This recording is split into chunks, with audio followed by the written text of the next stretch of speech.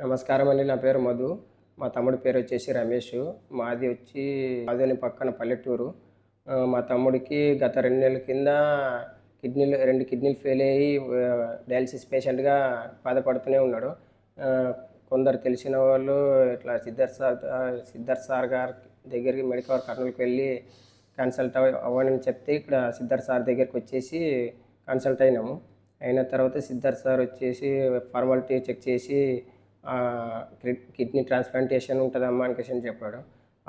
అప్పుడు మా గోవిందమ్మ ముందుకొచ్చి కిడ్నీ ఇస్తానని చెప్పింది. ఇంకా 1 మంత్‌లోనే కిడ్నీ ఆరోగ్యశ్రీ కార్డ్ కింద వైద్య సేవ కింద కిడ్నీ ట్రాన్స్‌ప్లాంటేషన్ చేశారు. నవంబర్ 23న కిడ్నీ ట్రాన్స్‌ప్లాంట్ అయితే చేశారు. 2 వీక్స్ తర్వాత ఫాలోఅప్స్‌కి వచ్చాము. మా తమ్ముడికి అయితే క్రియేటిన్ లెవెల్ అయితే నార్మల్‌గానే ఉంది. అంటే నార్మల్ వ్యక్తిగానే ఉన్నాడు.